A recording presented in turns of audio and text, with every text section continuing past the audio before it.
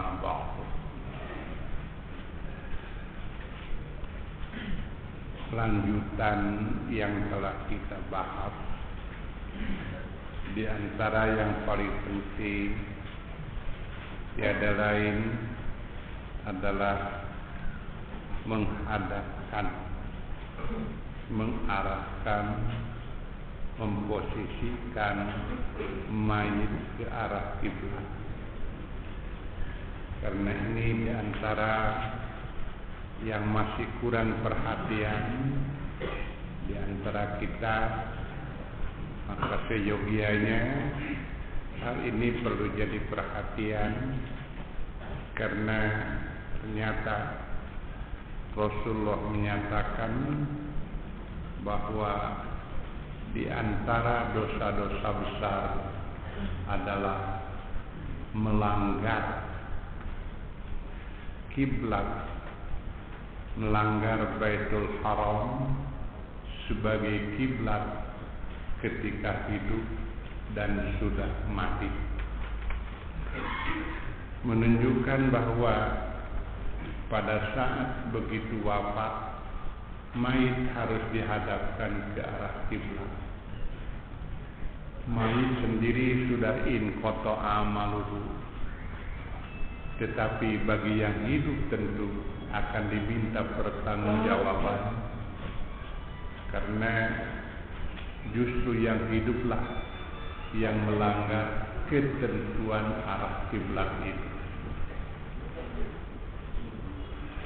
Kemudian masuk kepada masalah selanjutnya, memandikan mayit. Sebagaimana yang kita maklumi bahwa di antara pengurusan jenazah adalah memandikan mayit, meskipun nanti ada pengecualian. Mayit-mayit tertentu yang tidak dimandikan, bahkan jangan dimandikan, bahkan kotoran-kotoran yang menempel pada dirinya pun nanti akan terbawa ke dalam liang lahat. Dalam hal inilah Siti Aisyah pernah menyampaikan sabda Rasulullah sallallahu alaihi wasallam, an Aisyah qalat, dari Aisyah berkata, qala Rasulullah sallallahu alaihi wasallam, Rasulullah sallallahu alaihi wasallam bersabda, man ghassala majitan, barang siapa yang memandikan mayit, fa'adda fihil amanata, kemudian dia melaksanakan amanat, walam yafshu alaihi ma yakunu minhu, dan tidak menyebarkan cacat yang ada pada mayit, inda dzalika kharaja min dunubihi kayaumi waladatu ummu, ketika itu dia keluar dari dosa-dosanya sebagaimana ketika dia dilahirkan ibunya. Ini barangkali yang ditujukan kepada mereka yang memandikan mayit, perlu dan menjaga memelihara aib yang ada pada mayit. Barangkali kita mungkin sewaktu-waktu tidak sadar menyampaikan aib mayit kepada orang lain. Saya baru seumur hidup mamanian mayit, ayahku bau-bau tuh. Nah, berarti dia tidak menjaga dan tidak memelihara amanah. Justru itu yang harus dijaga dan dipelihara. Seandainya orang tahu bukan karena dia yang menyebarkan, tidak ada masalah. Tetapi orang jadi tahu karena dia itulah yang jadi masalah. Maka di sini dikatakan fa'adda fihil amanata, menunjukkan bahwa aib-aib yang ada pada mayit itu seolah-olah amanat bagi yang memandikannya agar dijaga dan dipelihara sehingga orang lain tidak tahu.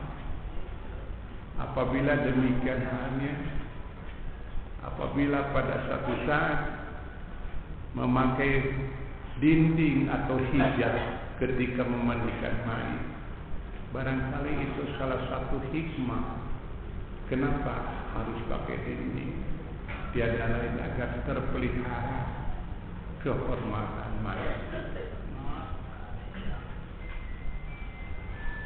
Selanjutnya, yang memandikan pun perlu hati-hati. Tidak perlu dipaksakan, tetapi lakukanlah apa adanya menurut kemampuan. Sehingga ada istilah di kita di Wardonan itu, dipaksa kotorannya itu keluar. Kenapa? Yang disebut kotoran itu apabila sudah keluar dari badan. Sebelum keluar dari badan itu tidak termasuk kotoran. Tetapi kenapa ketika sudah mayat jadi mayat, ada ungkapan harus dibersihkan kotorannya. Bila demikian, orang ketika hidup itu waktu sholat membawa kotoran. Kalau begitu orang ketika sholat membawa najis. Bila demikian pengertiannya. Jadi apabila sampai diurut dan dipaksakan, apakah itu tidak termasuk pernyataan seperti yang diungkapkan oleh Rasulullah selanjutnya, masih dari Siti Aisyah, anna Rasulullah sallallahu alaihi wasallam qala, bahwasanya Rasulullah bersabda, inna kasra adil mayyit, sungguh memecahkan tulang mayit, mislu kasri admihi hayyan, adalah seperti memecahkannya ketika hidup. Nah, ketika mayit sampai diurut perutnya, dikeluarkan kotorannya, coba terapkan kepada orang yang sedang hidup. Seperti itu. Bila orang yang hidup dipaksakan dikeluarkan kotorannya, akan jadi gangguan secara fisik, berarti bagi mayit pun sama. Nah, dengan ungkapan hasri admil mayyiti nanti akan berkembang. Ini nanti hubungannya dengan masalah kemajuan teknologi dalam bidang kedokteran. Apa yang disebut transplantasi dari organ-organ tubuh, apakah dibenarkan? Katakanlah ada ginjal, ada jantung, kemudian yang lain-lainnya, apakah tidak termasuk? Ini yang dinyatakan mislu kasri admi hayy, seperti memecahkannya ketika sedang hidup. Pada asalnya adalah yang seperti itu terlarang. Apabila sesuatu yang terlarang, dalam arti nanti kita akan menghadapi yang disebut madharat. Kebalikannya, sesuatu yang boleh dilakukan. Ketika pada satu saat kita akan mengalami kesulitan, jadi dari satu sisi mengalami kesulitan, dari sisi yang lain mengalami kemadharatan. Kalau mewujudkan perintah, pada satu saat akan mengalami masyaqqah, sulit. Tetapi kalau dalam bentuk larangan, pada satu saat akan mengalami madharat, Maka dalam hal ini seperti yang pernah kita bahas, al-masyaqqatu tajlibut taysir, bahwa kesulitan itu akan menarik kemudahan. Maka demikian pula kemadharatan, ad-daruratu tubihul mahdzura. Kemadharatan itu membolehkan yang dilarang. Ini perlu digarisbawahi, bukan menghalalkan, tetapi membolehkan. Daging babi itu hukumnya haram. Ketika pada satu saat orang terpaksa dan terdesak, mau tidak mau dia harus makan daging babi. Maka ketika dia memakan daging babi yang asalnya terlarang, tetapi karena darurat, maka kedarurat ini bukan menghalalkan daging babi, tetapi membolehkan memakan daging babi. Kalau dokter tak boleh melihat orang perempuan,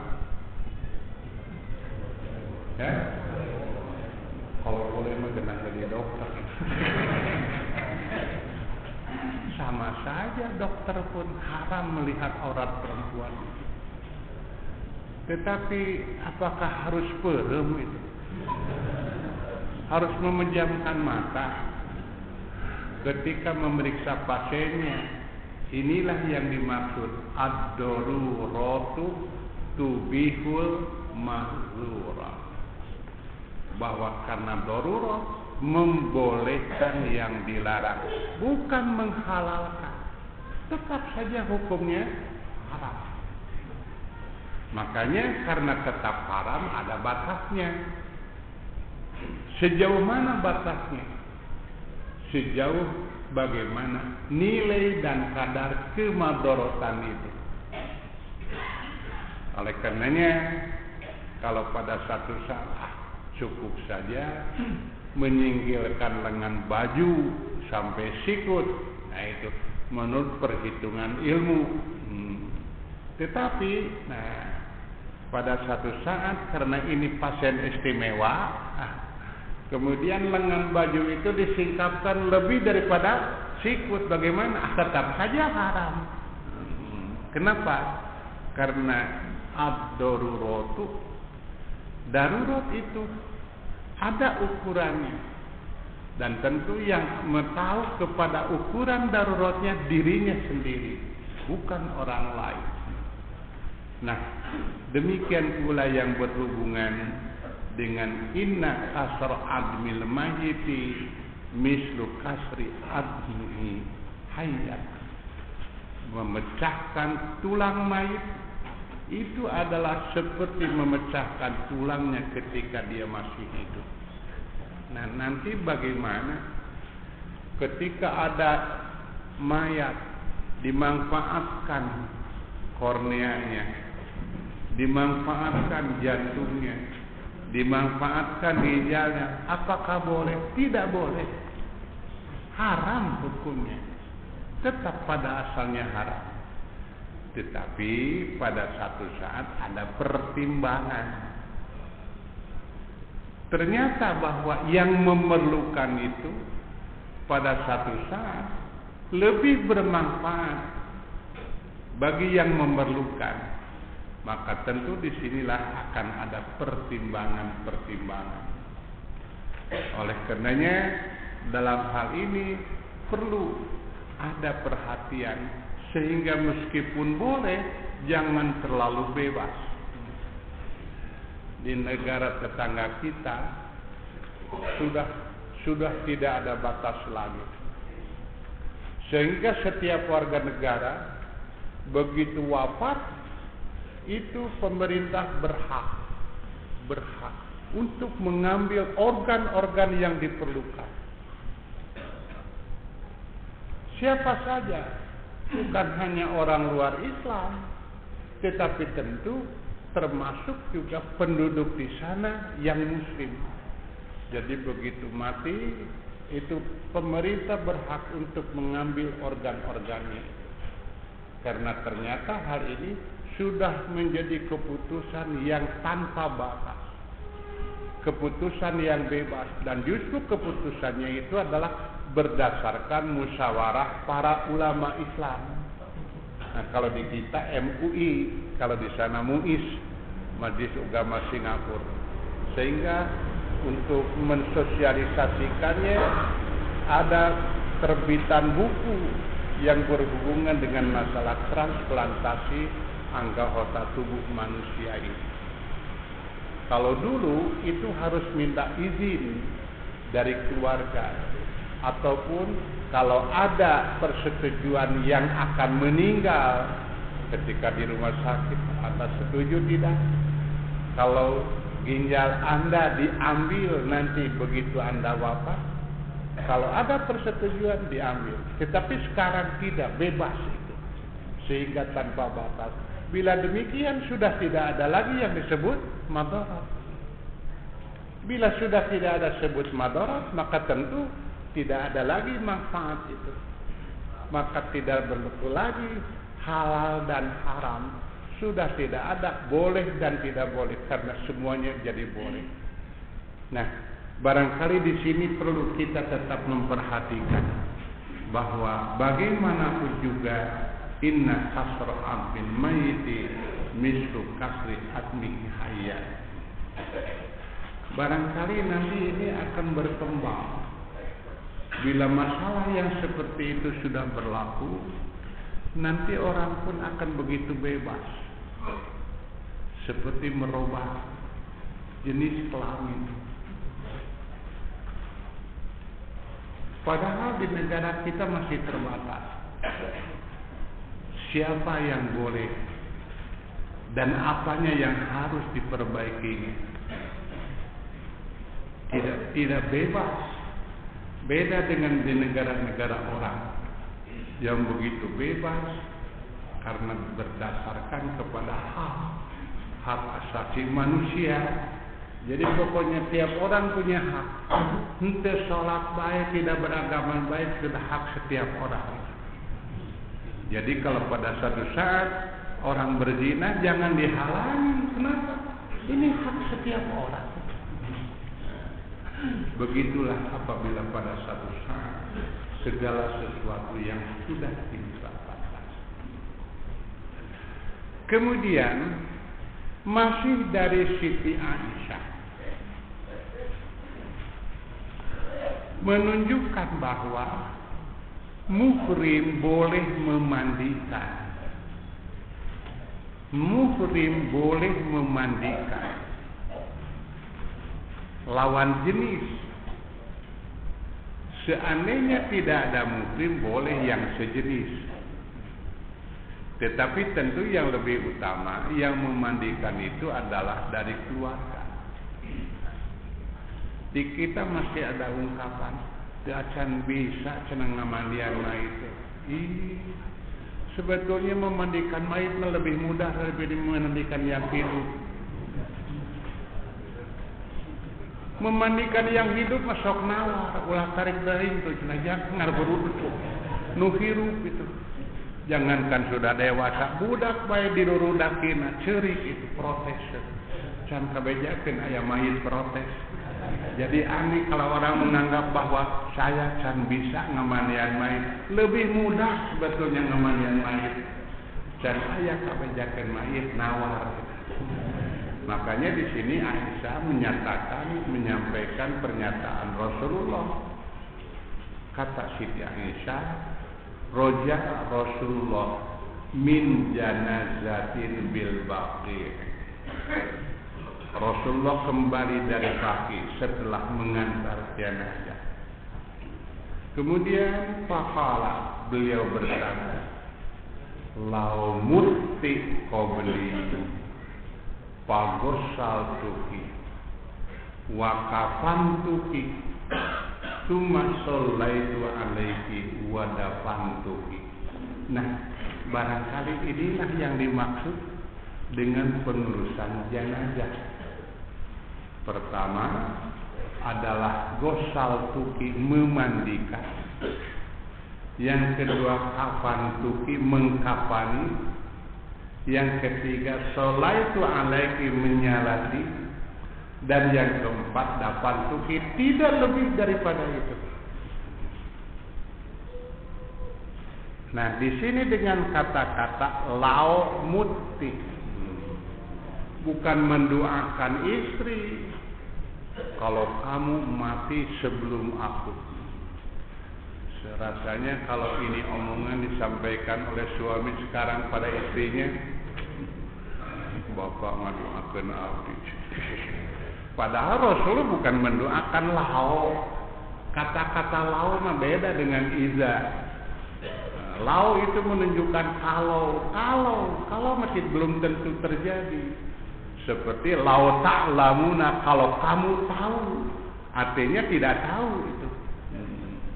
Lau muti qabli, hai Aisyah, kalau engkau mati sebelum aku, artinya bahwa aku masih hidup, engkau mati. Tapi lau fagosal tuki, aku yang akan memandikan kamu.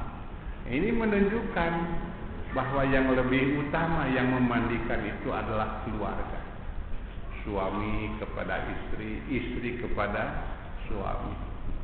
Tetapi ya demikianlah keadaan di kita. Barolah namanian itu. Syirik oke belum rengsek. Syirik juga belum tuntas. Fagosal tuki wakafan tuki, mengkafani, menyolati dan menguburnya. Selesai setelah itu. Nah, nanti kita tentu akan sampai bagaimana cara memandikan. Memandikan mayit ketika diungkapkan ibda'na bimawadi al-wudu. Ibda'na bimawadi il-wudu. Bukan berarti mayit itu diwudukan gitu. Di kita kan sering ada ungkapan bahwa sebelum dimandikan mayit itu diwuduan. Bukan diwudu, ada mau sholat deui mayit. Sudah diwudukan, sudah dimandikan, kemudian ditayamumkan lagi. Yang ada itu bukan mewudukan mayit, seperti mandi kita saja. Ketika kita mandi, tentu yang dimaksud adalah lazimnya mandi janabah. Itu bukan wudu, tapi mendahulukan anggota wudu. Demikian pula ketika memandikan mayit, bukan mewudukan mayit, tapi mendahulukan anggota wudu. Setelah itu baru memandikan. Sama seperti kita hidup, mendahulukan anggota sebelah kanan, lantas sebelah kiri. Maka ketika memandikan mayit pun sama. Setelah mendahulukan anggota wudu, kemudian mendahulukan anggota kanan, kemudian anda kiri, baru kita meratakannya. Berapa kali itu tidak ada ketentuan. Bisa satu kali langsung bersih sudah cukup. Mungkin 2 kali, mungkin 3 kali atau mungkin lebih, tergantung bagaimana keadaan kita memandikan dan bagaimana mayit sebelumnya. Jadi kalau dirasakan sudah bersih, baru 2 kali juga sudah cukup. Nah, di sini nanti kita akan sampai pula kepada cara mengkafani. Mengkafani tidak ada ketentuan bahwa kalau laki-laki harus sekian lembar, kalau perempuan harus sekian lembar, tidak ada. Yang pokok adalah tertutup anggota badan. Bahkan hemat saya, kalau pada satu saat ada mayit-mayit tertentu yang biasanya nanti setelah dimandikan, kebetulan misalnya malam, kemudian akan disemayamkan. Mau tidak mau kan dibaringkan gitu. Dibaringkan menghadap kiblat. Bagi mayit-mayit tertentu biasanya ada kotoran-kotoran yang keluar, sehingga menjadi omongan orang karena kotoran dan baunya. Makanya hemat saya tidak jadi masalah kalau sebelum pakai kain kafan terlebih dahulu dibungkus dengan plastik. Bungkus dulu dengan plastik pada bagian-bagian tertentu yang biasanya keluar dari telinga, dari hidung, dari mulut. Maka setelah dibungkus dengan plastik, kemudian baru dipakai kain kafan. Apa tidak jadi masalah? Tidak. Bahkan yang lebih praktis lagi, sekarang kan sudah ada kantong mayit itu. Ada kantong mayit yang biasanya membawa itu bangkai-bangkai dari tempat tertentu dibawa ke rumah sakit, maka tidak ada masalah juga. Kalau mayit-mayit tertentu masukkan ke dalam kantong plastik, kemudian baru dibungkus dengan kain kafan. Apakah pernah terjadi pada zaman Rasulullah dibungkus dengan plastik? Kan plastiknya juga belum ada. Tapi zaman Rasul bahan plastik sudah ada. Bahan plastik itu sudah ada atau semacam plastik. Ketika seorang sahabat begitu daruratnya kain kafan, maka tidak ada kain kafan yang memadai untuk dirinya. Bagi orang lain pun tidak ada, sehingga dipaksakan yang ada pada dirinya. Hanya ada kain yang menempel pada dirinya. Maka itulah yang jadi kain kafan. Dan ternyata ini pun tidak cukup. Kalau ditutup kakinya, kepalanya tidak tertutup. Kalau ditarik ke atas, kepalanya tertutup, kakinya menyembul keluar. Akhirnya Rasulullah memerintahkan kepada para sahabat, cari rumput. Bagian kakinya dibungkus dengan semacam rumput yang biasa disebut izhir. Nah, ini barangkali yang saya pahamkan. Saya ambil paham dari sini bahwa seandainya pada satu saat bukan tidak memadai tetapi masih diperlukan, maka tidak ada salahnya pada bagian wajah, pada bagian kepala dibungkus dulu dengan plastik sehingga terpelihara kehormatan mayit. Nah, kemudian di sini dikatakan summa shallaitu alaiki, ini pada umumnya bahwa mayit itu disolati meskipun nanti ada mayit-mayit tertentu yang tidak disolati. Wadafantuki, dan nanti aku yang akan memasukkan engkau ke liang lahat, aku yang akan mengubur. Pada satu saat seperti tadi diungkapkan, bagaimana karena keterbatasan sehingga kain kafan itu tidak memadai, karena kebetulan ada mayit yang berjamaah itu, katakanlah seperti korban bencana. Kain kafan itu kalau tiap mayit satu lembar, tiap mayit satu lembar tidak cukup. Tidak jadi masalah. 2 mayit dengan 1 lembar. Jadi 2 mayit 1 lembar, 2 mayit 1 lembar itu. Sehingga nanti ketika menguburkannya pun akan sama-sama. Artinya dalam satu kuburan lebih dari satu mayit. Tidak jadi masalah. Makanya kalau sekarang orang-orang kota itu sudah kebingungan mencari untuk mengubur mayit itu. Yang Seret sudah penuh. Kemudian Jayaraga juga itu, Sirnaraga sudah penuh. Saringin sudah padat. Bagaimana? Tidak jadi masalah. Satu lubang digunakan untuk beberapa mayat. Tidak usah diangkat dulu. Langsung saja liang lahat yang sudah digunakan itu gunakan lagi.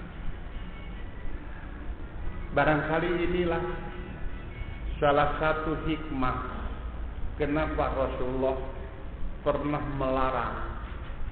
Di antara hikmatnya, Rasulullah pernah memprediksi yang pada satu saat orang akan kekurangan tanah, kekurangan lahan. Jangankan untuk orang hidup, orang yang mati pun sudah kekurangan lahan. Makanya Rasul melarang kuburan itu ditembok. Rasul melarang kuburan itu ditulisi pakai nama. Kenapa? Biar katanya kita tahu ketika kita berziarah. Memang Rasulullah menganjurkan berziarah, tetapi tidak ada ketentuan bahwa berziarah itu harus untuk keluarga. Dan yakin ketika kita berdoa tidak akan pahili itu. Yang didoakan itu kuburan orang tua kita atau bukan. Nah, itu ada cerita itu. Ada satu keluarga ziarah ke satu kuburan, kata penjaganya ini senaden keluarga Aden. Terus ngadua dipimpin oleh ajengan. Semuanya pada nangis. Tapi sudah begitu selesai upacara, ada lagi pengurus kuburan yang lain. Aden, bukan yang ini, kuburan bapak yang sebelah sana. Kira-kiranya juga yang tadi jadi tidak. Nangis yang tadi jadi tidak, atau mulai balikan deui itu ngadu anak jeung syirik naik. Enggak usah. Ngadu amat sampai. Sebab yang didoakan itu bukan yang di kuburan itu. Tetapi yang didoakan itu adalah di alam kubur yang biasa disebut barzah. Nah, di sini barangkali perlu dibedakan antara kuburan dengan barzah. Kalau kuburan itu adalah kuburan jasad, kuburan fisik. Sedangkan kalau barzah itu adalah alam arwah. Makanya ini yang dimaksud dalam Al-Quran. Kamu jangan mengira dan kamu jangan mengatakan orang-orang yang terbunuh di jalan Allah itu mati. Sebenarnya mereka hidup. Nah, ini hidup yang mana yang dimaksud itu? Sehingga nanti akan timbul masalah. Ada jiwa, ada ruh. Apakah sama jiwa dengan ruh itu? Makanya kenapa Rasulullah ketika ditanya masalah ruh, Rasul menyatakan hanya Allah yang tahu. Kulir ruh min amri rabbi. Jadi dikatakan di alam arwah ini adanya siksa kubur. Jadi kalau ada orang-orang yang mengatakan tidak ada siksa kubur, dia menolak ayat Al-Quran. Kalau menolak dan kufur dan tidak kepada sebagian ayat, berarti kufur kepada keseluruhan. Coba nanti perhatikan dalam surat Ghafir itu, ayat ke-45-46. Di sana sudah jelas dikatakan bahwa kepada Fir'aun dan ahli Fir'aun, an-naru yu'raduna 'alaika, bahwa api neraka diperlihatkan kepada mereka. guduwan wa asyiya, pagi dan sore hari. Demikian pula kepada orang-orang yang beriman diperlihatkan apa yang akan mereka terima, guduwan wa asyiya. Jadi ada nikmat kubur dan ada juga siksa kubur. Maka di sini dikatakan pada hadis nomor 11, an Jabirin qala, kana Rasulullah sallallahu alaihi wasallam yajma'u baina rajulaini fi qatla Uhudin fi thawbil wahidi.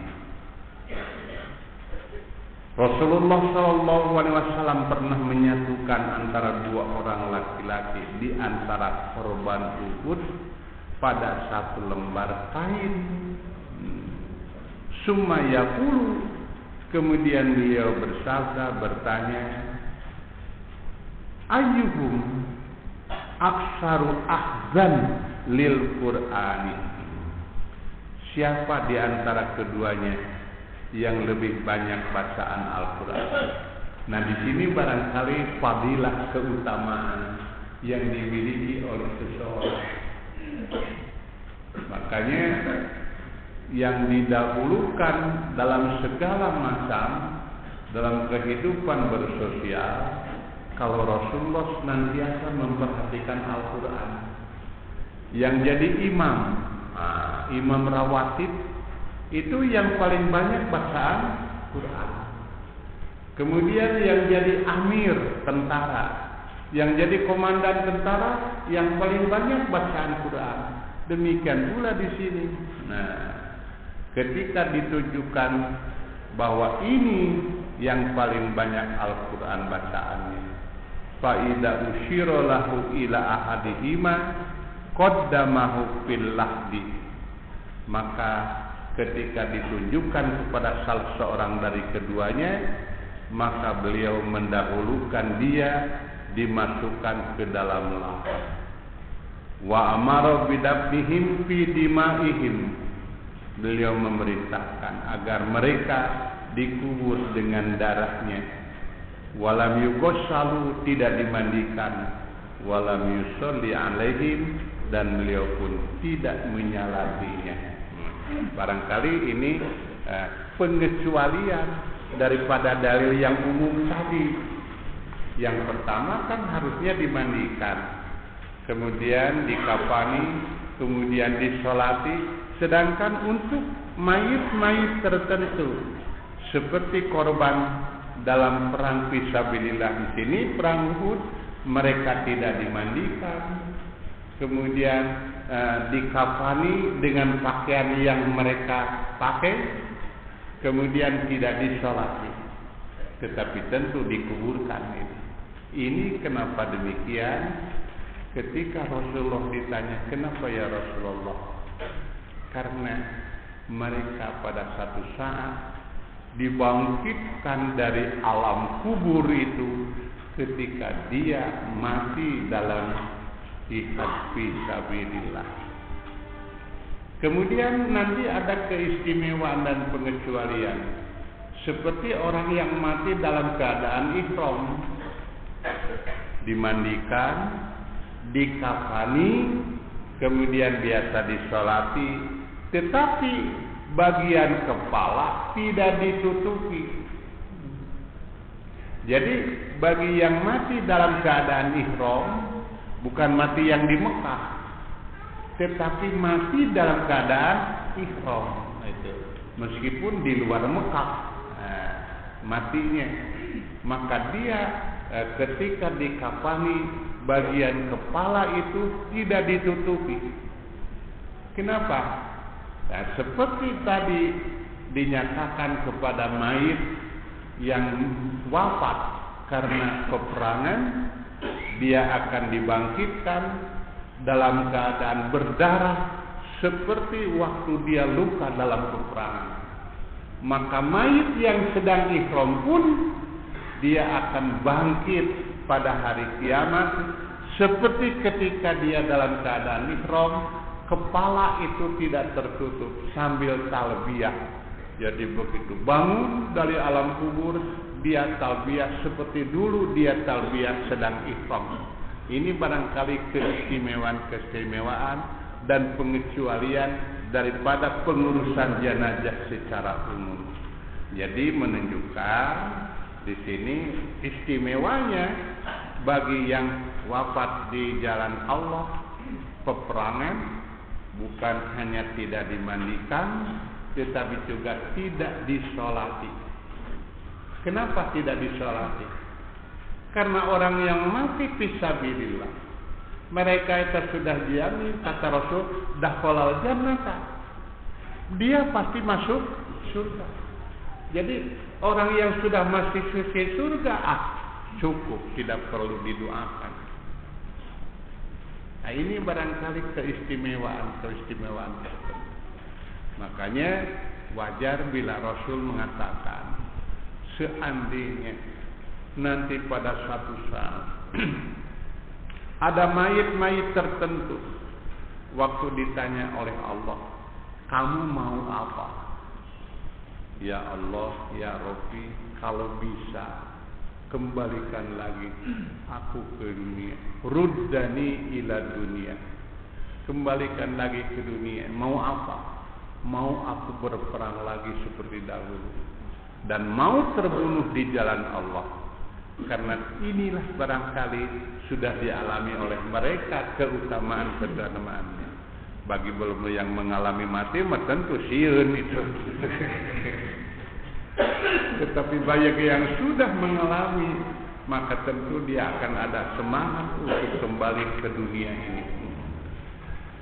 Nah, di sini kita lihat bahwa memandikan itu tidak ada batasan. Harus berapa kali memandikan mayit itu. Pada hadis nomor 12 dinyatakan, ketika kaum istri memandikan putri Rasulullah, sebagaimana yang dinyatakan oleh Ummu Atiyah yang turut memandikan putri Rasulullah, Ummu Atiyah qalat berkata, dakhala alaina Rasulullah sallallahu alaihi wasallam hina tuwfiyat ibnatuhu. Rasulullah masuk kepada kami ketika putrinya wafat. Faqala, kemudian bersabda, iksilnaha salatan aw aktsara min dzalika in ra'aitunna.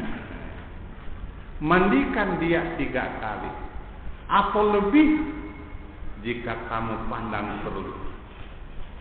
Bima'in wasidrin, dengan air dan daun bidara. Apakah ini mahdoh daun bidara? Tidak. Kenapa diungkapkan daun bidara? Sehingga di kita ada orang yang belum memandikan mayit karena tidak menemukan daun bidara. Padahal yang dimaksud itu adalah kesatnya. Tidak usah dengan daun bidara, sekarang sudah banyak sabun itu. Dengan sabun pun akan seperti daun bidara, akan kesat dan bersih mayit itu. Waj'alna fi akhirati kafuran aw syai'an min kafurin, dan jadikanlah pada akhirnya dengan kafur barus atau yang sebangsanya. Faida faraqtunna, dan bila engkau sudah selesai memandikan, fa'adinnani, beritahukanlah aku. Falamma faragna, maka ketika kami selesai, azannahu, kami memberikan tahu kepada beliau. Fa'aqana hikwahu, kemudian beliau memberikan kainnya atau sarungnya. Faqala, kata beliau, asirnaha iyyahu, yakni izarahu, lilitkanlah kepadanya, yaitu sarungnya. Nah, di sini menunjukkan bahwa tidak ada ketentuan bahwa memandikan, mengkafani mayit itu harus ada ini bagian celananya, ini bagian pakaian atasnya, ini pakaian bawahnya. Tidak, yang pokok adalah tertutup bagian anggota mayit. Wa fi riwayatin lahum, dalam satu riwayat yang lain bagi mereka, maksudnya al-jamaah yang meriwayatkan itu, ibda'na bimayaminiha mawaladihil wudu. Nah ini jelas sekali bahwa bukan di wuduan itu, tapi mulailah dari sebelah kanan, maksudnya anggota mayit sebelah kanan. Wa mawadhi'il wudu'i, dan anggota wudunya bukan di wuduan itu, tetapi itulah yang harus didahulukan. Nah, kemudian pada akhirnya seperti yang tadi telah kita bahas, ketika seorang sahabat tidak memadai kain yang ada pada dirinya untuk mengkafani dirinya, makanya di sini dikatakan an Khobab bin al-As, dari Khobab bin As, anna Mus'ab bin Umair kutila yauma Uhudin, terbunuh pada perang Uhud. Ini Mus'ab bin Umair adalah salah seorang pemuda yang Rasulullah bila melihatnya itu senantiasa menangis, mencucurkan air mata, karena tahu latar belakangnya. Anak konglomerat Mus'ab bin Umair itu. Kata Rasulullah, ketika dia sebelum masuk Islam, setiap hari aku lihat dia tidak pernah berpakaian yang kusut, senantiasa pakaiannya itu yang royal, yang mahal. Maksudnya setiap hari yang saya lihat, katanya dia itu tidak lepas daripada kain-kain sutra. Nah, ini menunjukkan anak orang yang kaya. Tapi begitu dia masuk Islam, ternyata semuanya pakaian-pakaiannya itu dirampas oleh orang tuanya. Makanya ketika wafat pun ternyata tidak ada kain lagi kecuali yang menempel pada dirinya. Dan itu pun ternyata tidak cukup. Makanya di sini dikatakan walam yatruk illa namrotan. Dia tidak meninggalkan apapun kecuali namrah. Itu sejenis gamis. Fakunna idza ghattayna biha ra'sahu batat rijlahu. Keadaan kami apabila menutupi kepalanya, maka tampaklah kedua kakinya. Demikian pula wa idza ghattayna rijlahu bada ra'suhu. Apabila menutupi kedua kakinya akan tampak kepalanya. Fa amarona Rasulullah. Kemudian Rasulullah memerintahkan kepada kami anu qaddiya biha ra'sahu, agar menutup kepalanya, wa naj'ala ala rijlaihi syai'an minal idkhir, dan menjadikan rumput sebagai penutup kedua kakinya. Nah, ini menunjukkan boleh bahwa dengan apa saja selain daripada kain. Makanya saya kiaskan kepada plastik itu. Seandainya pada satu saat memang darurat di satu tempat atau dalam keadaan tertentu. Tetapi meskipun demikian, di sini ada anjuran dari Rasulullah pada hadis terakhir menyatakan an Jabirin, dari Jabir, qala Nabi sallallahu alaihi wasallam, Nabi bersabda, idza kaffana ahadukum akhahu wal yuhsin kafnahu. Apabila seorang dari kamu mengkafani saudaranya, hendaklah mengkafani dengan yang baik, tetapi tentu tidak berlebihan, karena itu akan yang lebih cepat untuk mengalami kerusakan. Nah, insyaallah nanti kita sambung lagi dengan pembahasan masih sekitar pengurusan jenazah. Aku qouli hadza wa astaghfirullah li wa lakum.